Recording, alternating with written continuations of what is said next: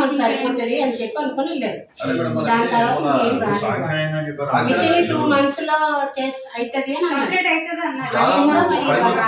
Beds area ఉంటుంది, వాళ్ళ staff Congress వాళ్ళు ఉన్నారు కదా మన ప్రణబ్ ఇన్ఛార్జ్ అసలు ఏమని ప్రకటించారంటే ఆ కమలాపూర్ ప్లస్ జమ్మిగూడకి ఈసీ పెడతారని మన ఏరియా చూపించామంటే మాకు పైన 2 వార్డులు పోతున్నాయి డయాలసిస్ కోసం. అంత హాస్పిటల్ కొలిస్తే మాకు పైన 2 వార్డులు సెట్ డయాలసిస్ మిషన్ ఏరియా చూసుకున్నారు. థియేటర్ లో ఉన్నాయి వస్తువులు. ఇది రన్ అవుతుంది,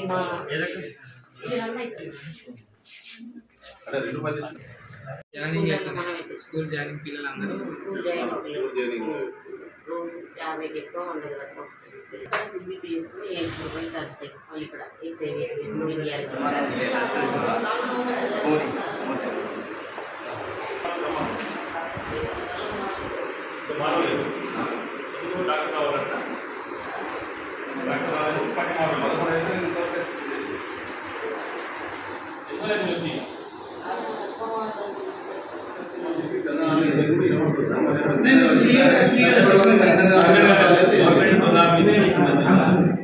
క్లియర్గా నీకేం చెప్తున్నా 10వ తారీఖున మనకి జీవో నెంబర్ 115 ఇచ్చింది. అందులో not only this one GO కూడా వాట్సాప్ చేస్తున్నాం. భాగం 10/4/2026 establishment of new dialysis centres government hospitals under PPP mode permission awkward. Modi గారి నాయకత్వం, బండి సంజయ్ గారి నాయకత్వం, బీజేపీ బీజేపీ. ఈరోజు జమ్మికుంట ప్రభుత్వ ఆసుపత్రిని బీజేపీ జమ్మికుంట పట్టణ శాఖ ఆధ్వర్యంలో సందర్శించడం జరిగింది. ఏదైతే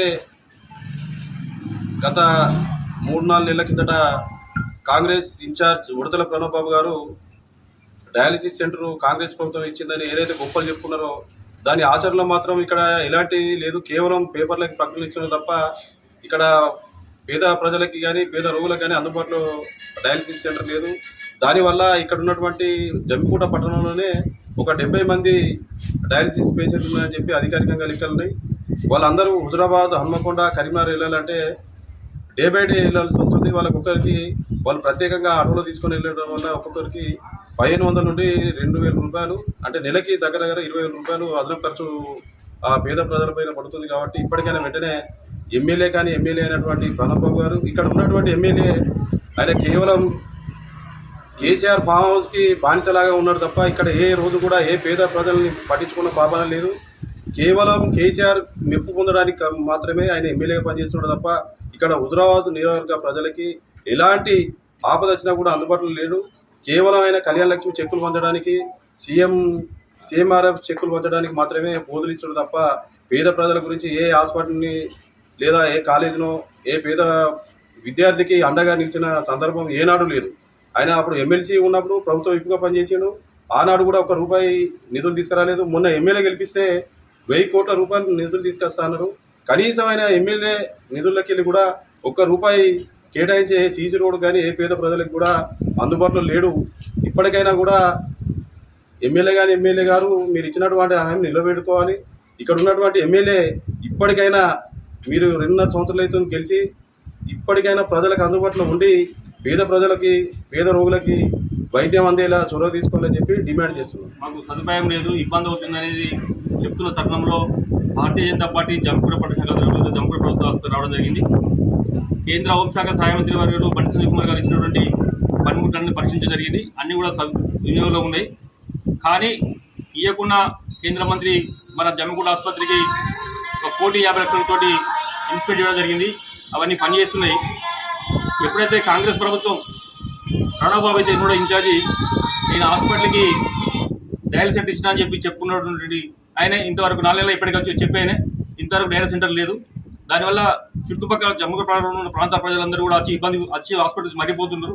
వాళ్ళు చాలా ఇబ్బంది గురవుతున్నారు. కనుక ఎంబటే కాంగ్రెస్ ప్రభుత్వం ఏదో చేతగాని మాటలు చెప్తూ చేతగాని పనిచేస్తున్నటువంటి కాంగ్రెస్ ప్రభుత్వం ప్రజలకు అవసరమయ్యే ప్రభుత్వ ఆసుపత్రులను తక్షణమే అన్నింటికి సమకూర్చాలని మీ జమ్మికుంట బీజేపీ పట్టణ శాఖను డిమాండ్ చేస్తున్నాం.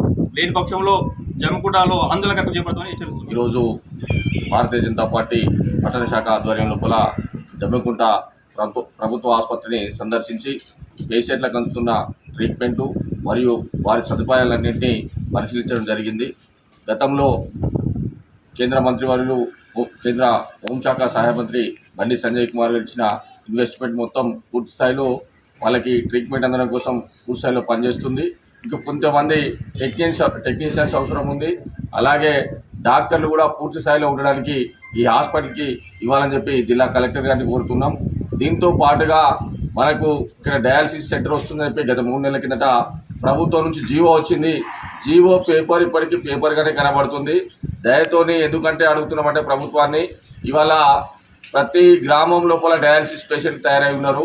ఈ జమ్మికుంట పట్టణం 100 గ్రామాలకి ముఖ్య కేంద్రంగా ఉంటుంది కాబట్టి ఈ హాస్పిటల్కి ప్రతిరోజు డయాలసిస్ పేషెంట్లు ఇక్కడికి వెళ్ళి వచ్చే వాళ్ళంతా హైదరాబాద్, హన్మకొండ, కరీంనగర్, వరంగల్కి వెళ్ళి ట్రీట్మెంట్ తీసుకోవడం నెలలో వాళ్ళు 8 నుంచి 10 సార్లు వెళ్ళాల్సి వస్తుంది. ఒక్కొక్కసారి వారికి ప్రయాణ ఖర్చులే 20 నుంచి 30 వేల ఖర్చు అవుతుంది. కాబట్టి ప్రభుత్వం వెంటనే మీ జీవోని అమల్లోకి తీసుకొచ్చి జమ్మికుంటలో డయాలసిస్ సెంటర్ ఏర్పాటు చేయాలని చెప్పి సందర్భంగా కోరుతున్నాం.